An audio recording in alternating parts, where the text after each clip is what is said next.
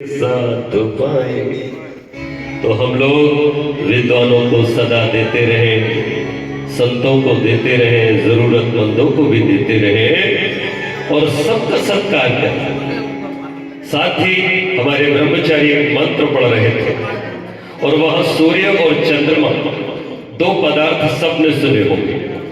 सूर्य की और चंद्रमा की पूजा कैसे करते हैं तो वेद की ऋषिका कहती है चंद्रमा जैसे गुण को अपने अंदर स्त्री धार ले और सूर्य के गुणों को पुरुष धार ले, बस ये दोनों पदार्थों की पूजा सही मायने में होगी। अगर हमने चंद्रमा की केवल मंत्रोच्चार करके ही अर्घ आदि दे करके पूजा कर ली तब तो हमें थोड़ा ही लाभ होगा। अगर पूरा लाभ करना है तो चंद्रमा शीतल है, उसके वो जो शीतलता के गुण हैं, कोमलता के गुण हैं, विनम्रता के गुण हैं, वो हमारे अंदर अगर बेटी के अंदर नहीं आए तो फिर जानो कि परिवार का भला होने वाला नहीं। और सूर्य बड़ा मर्यादित है, अपने तेज से वो धरती के अंधकार को जहां दूर करता है वहीं कीचड़ को भी, दुर्गंध को भी अपनी तीक्ष्ण कणों से भस्मीभूत करके सुगंधित बना देता है पूरी भूमि को। ऐसे ही पुरुषों को तेजस्वी होना चाहिए, मर्यादित होना चाहिए।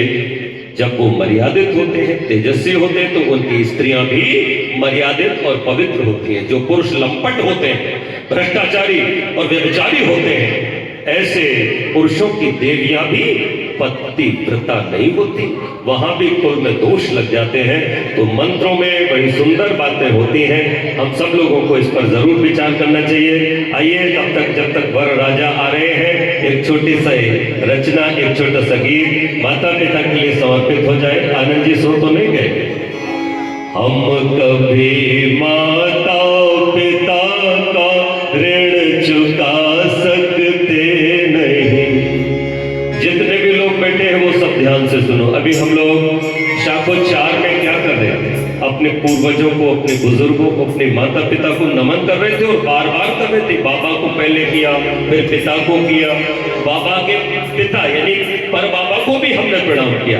तो हम कभी माता पिता का ऋण चुका सकते नहीं, इनके तो एहसान है इतने गिना सकते नहीं। हम कभी माता